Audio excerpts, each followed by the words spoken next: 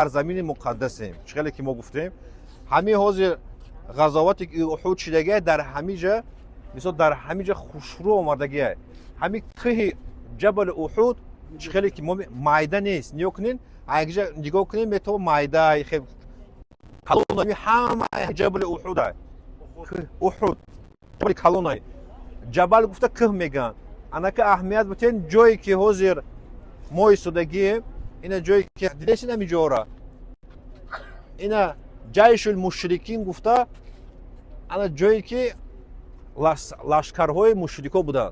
مشرکا کی بودن؟ بود پرست مثلا آدمایی که میخواستن که اسلام چیکار کنن نابود کنن. برای چی؟ برای که دین اسلام خدا پرستی را یک خدا میگفت. بودا چی میگفتن مشرکا؟ خدا 360 خدا میگه خدا بود فروخته میگشتن.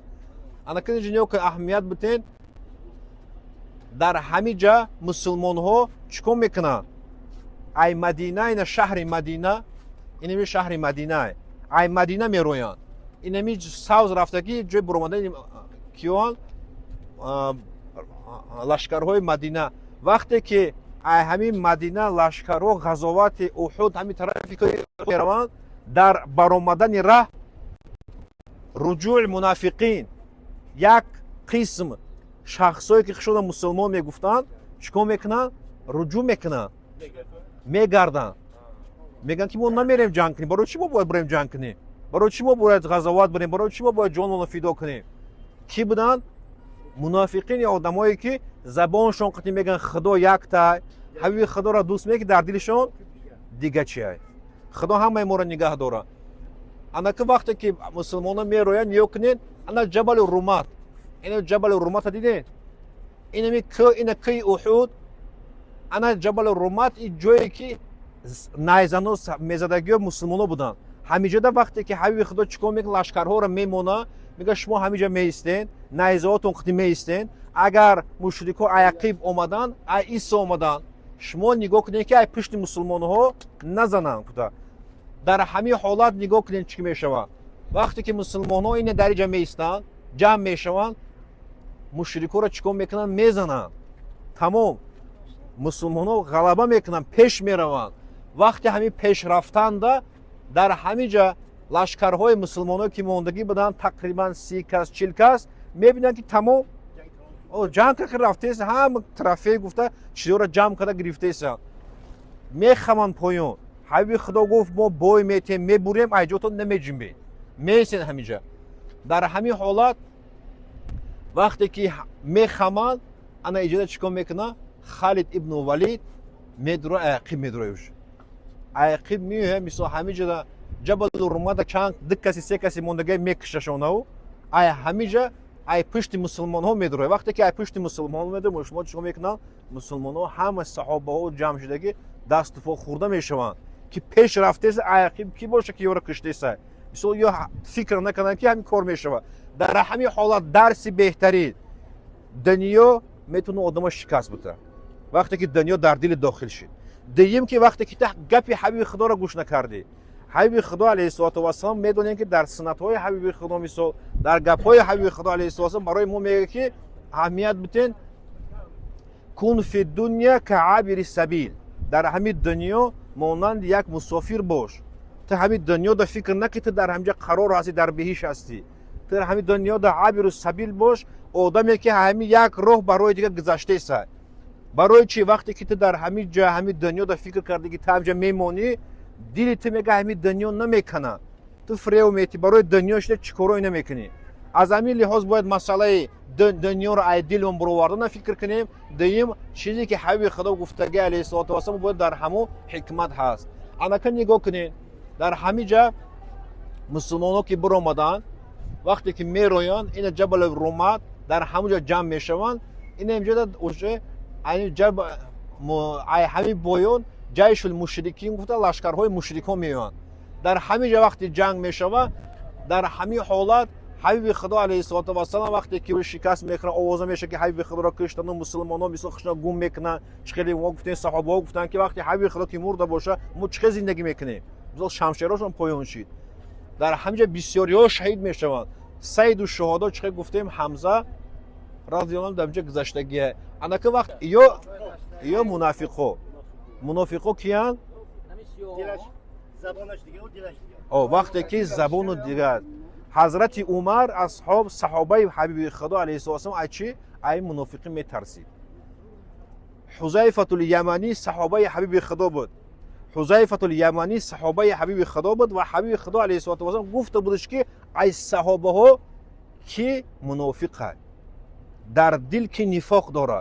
ҳазрати умар худотарсиша нигоҳ кунед ки дар ҳамин ҳолат ки саҳоба яке мубашширини биҷаннате одаме ки дар ҳаёташ ҳабиби худо гуфт ту ҷаннатӣ ҳастӣ. дар ҳамин ҳолатам хавф дошт, тарс дошт. чӣ кор мекуна? ай ҳузайфатул яманӣ мепурса ҳамин ҳабиби худо дар бори ман ягон чӣ гуфтагӣ нест? ҳамин ман аз ҳисоби мунофиқо ҳастам ё не? чӣ кор мекуна? ҳузайфатул яманӣ гиря мекуна. вақте ки ҳузайфатул яманӣ гиря мекуна ҳазрати умар ҳам гиря мекуна. вақте ки дар ҳамин ҳолат ки меистанд аҳамият бутен ки вақте ки дар гиряи ҳазрати ҳузайфа ҳазрати умар мепурсад ту чӯ гиря дорӣ? ҳузайфатул яманӣ мега ай худотарсии тира тақвои тира ма гиря дорам, ту хеле тақво дорӣ. вақте ки ҳазрати ҳузайфатул яманӣ умара мепурса ҳазрати барои ту чӣ гиря дорӣ?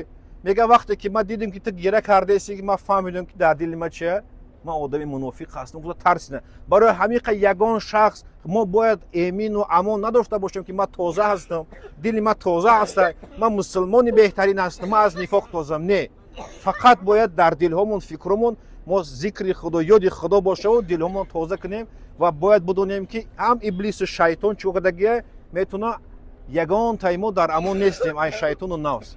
иншоалло агар не ҳозир пеш мерем ҷои ҳамза радиаллоҳу сайиду шуҳадо икҳи румот найзазанои саҳобаҳо ҳамиҷа буданд. фаҳмиде на? дар ҳамиҷа чӣ кор кардан? вақте ки поён хамидан чӣ хеле ки мо дар сурат фаҳмонда будем. анаки ҳозир мо дар ҷое ҳастем ки дар ҳамиҷа 70 тақрибан меган 70 шаҳид саҳобаҳо дар ҳамиҷа хоб ҳастанд. макони ҳамин шуҳадо чӣ хеле ки дар нақл омадагия амирул ҳамза ҳам ҳамиҷа дар дигар ҷо буданд, тарафи поёнда буданд, дигар ҷода буданд. фаҳмиде на? дигар ҷода чӣ хеле ки гузаштагиан дар ҳамҷо гӯштон кардагиан либосошон қадӣ. баъд борон мешава. вақте ки борон мешава, сел мешава, меган ҳамин шуҳадо чанд сол мезгара хуношон мега қоқ шудагӣ нест. фаҳмиде на? хуношон қоқ шудагӣ нест, мега нав шаҳид шудагӣ вориянд. баъд чӣ кор мекунад? ай ҳамун ҷо интиқолшон мекунад, ҳамашон дар иҷа мегузаронанд, дар ҳамин ҷо мондагианд. чӣ хеле ки дар қуръон худо мега парвардигор мега аъузу биллаҳи минаш шайтонир раҷим لا تحسبن الذين قتلوا في سبيل الله أموات بل أحياء عند ربهم يرزقون. صدق الله العظيم.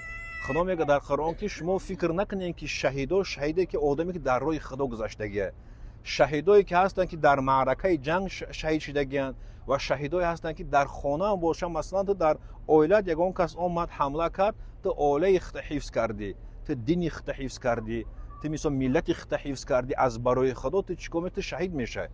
شهیدی که خیلی که در قرآن اومده شما فکر نکنین که شهدا آدمایی که گذشتگیان در راه خدا مردگی هستند. این آدم‌ها زنده هستند و خدا چیکار میکنه؟ رزقشون میده. در همین جهت اهمیت بده که امکی دوست داشته حبیب خدا امیرالحمزه اسدالله که یکی از شرهای خدا بود در همین جا خوابیده است و صحابه ها همین جا هستند که شهید شدگیان. جان دادگیان برای چی؟ برای چی جان دادگیان؟ برای دین مبین اسلامی ما که تازه به ما امروز برسد. همین که خواب هستن شما فکر کنین که حاضر ما انشاءالله یک جای دعا میخونیم، سوره فاتحه را میخونیم، 3 بار سوره اخلاص میخونیم، با ارواحشون میبخشیم، انشاءالله بعد دعا میکنیم. اعوذ بالله من الشیطان الرجیم. بسم الله الرحمن الرحیم. الحمد لله رب العالمین الرحمن الرحیم مالک یوم الدین ایاک نعبد و ایاک نستعین اهدنا الصراط المستقیم صراط الذين أنعمت عليهم غير المغضوب عليهم ولا الضالين. بسم الله الرحمن الرحيم. قل هو الله أحد الله الصمد لم يلد ولم يولد ولم يكن له كفوا أحد. بسم الله الرحمن الرحيم. يقول هو الله أحد الله الصمد لم يلد ولم يولد ولم يكن له كفوا أحد. بسم الله الرحمن الرحيم. قل هو الله أحد الله الصمد لم يلد ولم يولد ولم يكن له كفوا أحد. الحمد لله رب العالمين وصلى الله على سيدنا محمد وعلى آله وأصحابه أجمعين يا رب العالمين. پروردگارم این کلمه ربانی را به روح پرفتوی محمد صلی الله علیه و سلم و همه صحابه برسان یا رب العالمین.